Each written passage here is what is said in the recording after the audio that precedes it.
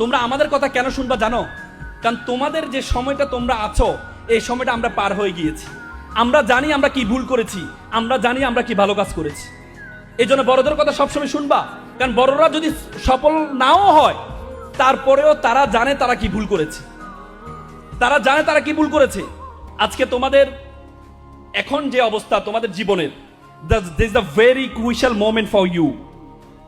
সবচেয়ে গুরুত্বপূর্ণ সময় তোমার জীবনের জন্য, সবচেয়ে গুরুত্বপূর্ণ সময়।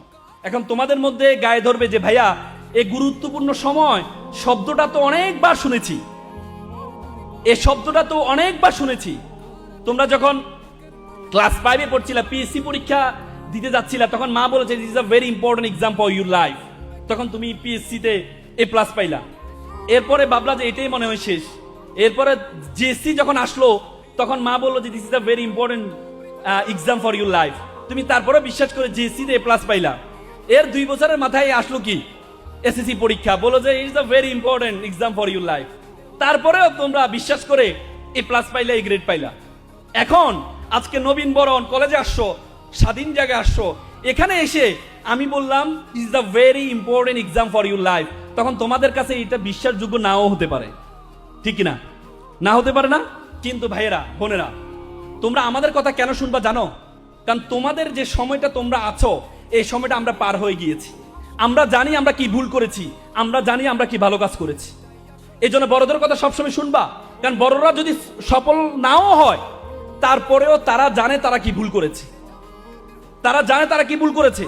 তোমরা পিএসসির জন্য 5 বছর সময় পেয়েছো, জিএসসির জন্য 3 বছর সময় পেয়েছো, এসএসসির জন্য 2 বছর সময় পেয়েছো, এসএসসির জন্য তোমরা 1.5 বছর সময় পাবা, এবং মেডিকেল এবং বিশ্ববিদ্যালয় এক্সামের জন্য তোমরা 3 মাস সময় পাবা। তার মানে তোমার যত সময় কমবে তত তোমার পরীক্ষার যে গুরুত্ব, এই গুরুত্বটা বেড়ে যাবে, এটা 2 গুণ 3 গুণ হবে।